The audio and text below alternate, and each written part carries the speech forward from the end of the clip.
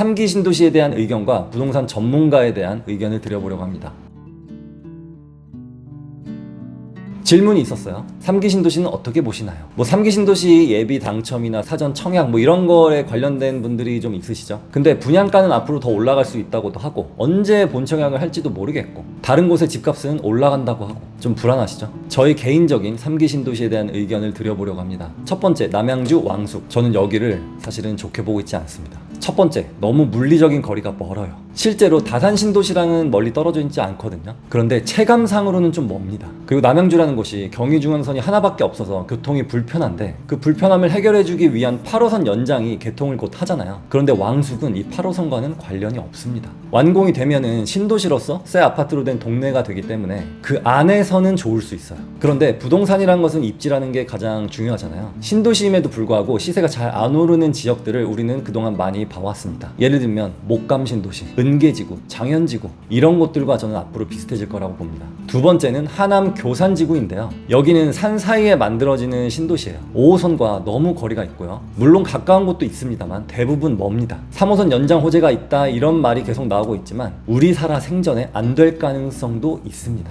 하남에서는 저는 현재는 미사만 봐야 된다고 생각해요. 교산 청약 기다리고 완공 기다리고 교산 본청약 기다리고 완공 기다리고 또 전매 제한 기한까지 기다리다 보면 서울과 서울에 인접한 경기도 상급지와 교산의 차이는 저는 많이 벌어질 거라고 보거든요. 그럴 바에는 좀 더 상승 여력에 있는 곳에 갭으로 한 채 사두시고 2-3년 뒤에 실거주를 하거나 아니면 추가 투자나 갈아타기를 하는 것도 방법이겠죠. 여러분들도 동의하시나요? 세 번째, 창릉. 여기는 그래도 왕숙이나 교산보다 낫다고 생각합니다. 우선 서북 쪽에 일산과 파주라는 배후 도시가 있고요. DMC와 매우 인접해 있죠. 왕숙이나 교산은 배후 세대가 없는 게 문제예요. 끝이라는 게 문제라는 겁니다. 그런데 창릉은 일산과 서울 사이에 끼어 있고, 즉 도시와 도시의 중간에 있는 것은 끝에 걸쳐 있는 것과는 완전히 다른 개념입니다. 더구나 창릉은 경의중앙선 한국항공대역도 이용할 수 있고 얼마 개통이 남지 않은 GTX-A까지 지나갑니다. 하지만 이 역들과 거리가 있는 곳들은 교통이 불편하겠죠. 이런 곳들은 초역세권과 아닌 곳들의 시세 차이가 꽤 날 겁니다. 현재 동탄역과 좀 멀리 있는 곳 시세 차이가 많이 나는 곳도 그렇고 파주 운정역과 역세권이 아닌 곳, 그런 곳들이 시세 차이가 좀 나는 거, 그거랑 같은 케이스라고 보시면 되겠어요.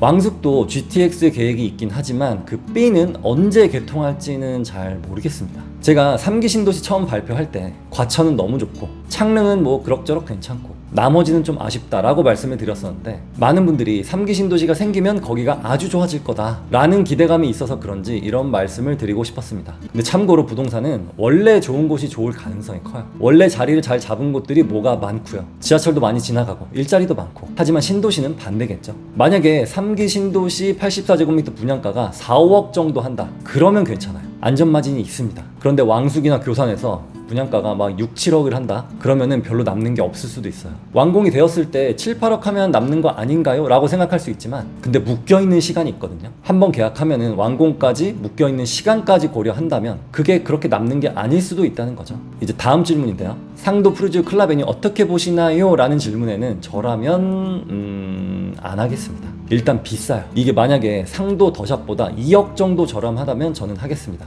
근데 그게 아니죠. 줍줍이라고 해서 다 같은 줍줍이 아니에요. 여러분들이 땅바닥에 떨어져 있는 뭔가를 주울 때 저거를 주울까 말까 뇌로 인식을 하고 판단을 하고 허리를 굽혀서 줍잖아요. 근데 만약에 바닥에 10원짜리가 떨어져 있다고 볼게요. 그럼 여러분들 주우실 건가요? 10원짜리 요즘 잘 쓰지도 않고 어디 쓸 데도 없고 그래서 안 주울 가능성이 큽니다. 근데 10,000원짜리가 떨어져 있어요. 그러면 주변을 눈치 좀 보다가 이렇게 얼른 줍겠죠. 돈은 숫자로 쓰여 있다 보니까 가치 판단이 명확한데, 이 부동산은 이게 싼 거야 비싼 거야 라는 가치 판단이 잘 안 설 수도 있기 때문에 이거 줍줍이래 하고 막 달려들 수도 있다는 거죠. 미분양에는 다 이유가 있습니다. 특히 서울에서의 미분양은 반드시 이유가 있다는 거 꼭 기억하세요. 다음 질문인데요. 부동산 전문가 추천해주세요 라는 질문이 있어서 이거는 좀 조심스럽긴 합니다. 좋으신 분들 너무 많은데요. 일단 피해야 될 분들 먼저 말씀드리자면, 무주택자 전문가는 피하셔야 됩니다. 시장에 참여를 하고 있는 사람과 그렇지 않은 사람은 인사이트가 크게 차이가 나요. 거래를 아예 안 해보거나 한두 번 정도 해본 사람은